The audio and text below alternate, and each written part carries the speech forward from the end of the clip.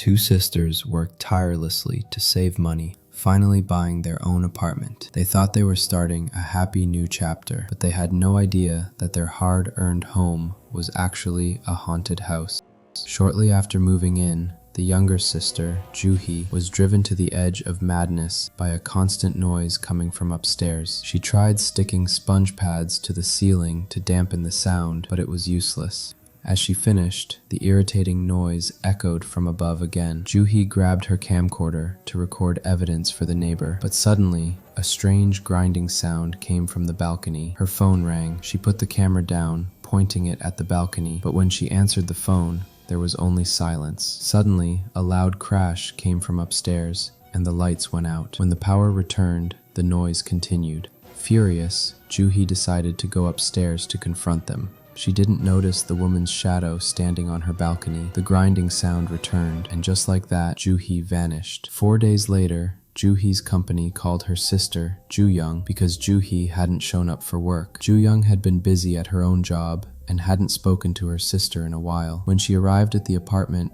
she found a note on the door: "Do not make noise." Inside, the house was a disaster. Ju-young was furious. She remembered Juhi complaining about the noise, but because Ju-young was hard of hearing and wore hearing aids, she never understood how bad it was. She had told Juhi to just adapt, a regret that would soon haunt her. Ju-young visited Juhi's co-worker, Ki-hoon. He revealed that Juhi was constantly hearing noises that no one else could hear. Ju-young returned to the apartment and found her sister's phone dead on the floor. As she bent down to charge it, she noticed a strange, moldy stain on the carpet. Suddenly, there was a knock at the door. It was the man from apartment 504. The floor below. He was angry about the noise. Ju-young explained that no one had been home, but the man's eyes were cold. He threatened to tear her mouth apart if the noise continued. After he left, Ju-young saw a terrifying woman with long hair standing at the end of the dark hallway. She slammed the door shut in fear. The next day, Ju-young asked the security guard about her sister. He mentioned that the resident in 504, named Jung-sim, was also suffering from the noise. He then revealed a dark secret. The sisters lived in apartment 604, a unit with a bad history. Before he could explain further,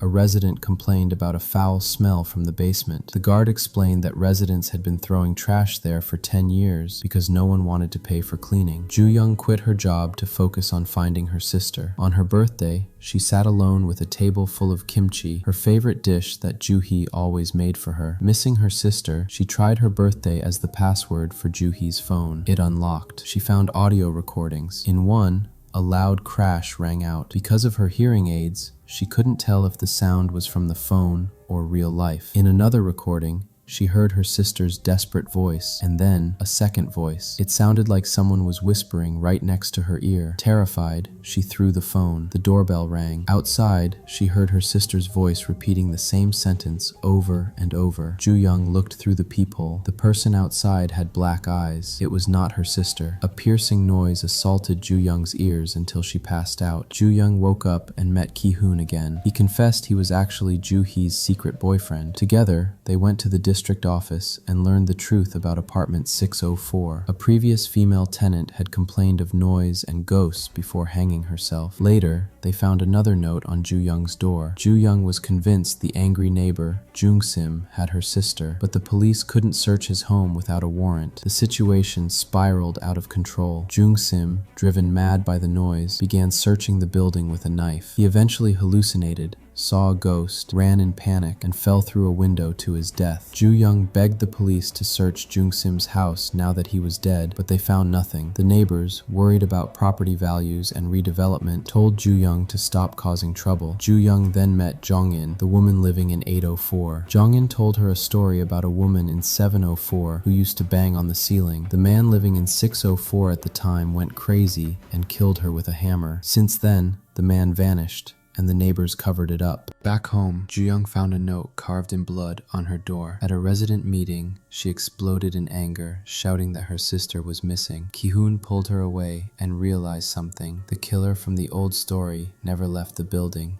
He might be hiding in the basement. They entered the stinking, trash-filled basement. Ki-hoon found a man hiding in the shadows, the missing killer from 604. But before he could act, a supernatural force killed the man. Ki-hoon was then possessed, He attacked Ju Young with a murderous look in his eyes. Ju Young smashed a rock over his head to escape and was saved by the residence committee head.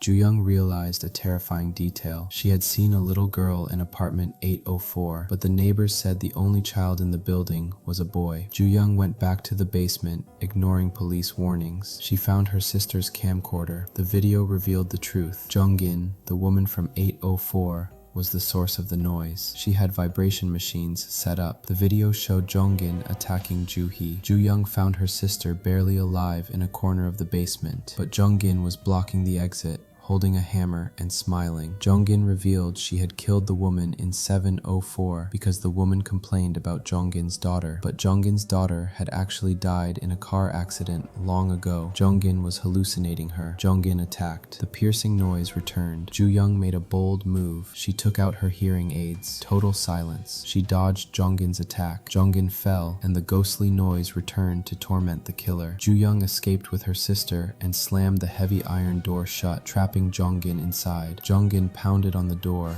begging for help, but just like her victims, the neighbors ignored the sound, thinking it was just noise. Days later, a new neighbor moved in. She brought gifts and promised to be quiet. The nightmare was finally over. This is the story of the 2025 Korean horror film, Noise. It uses sound to explore social apathy and madness. While the plot gets chaotic, the atmosphere is truly terrifying.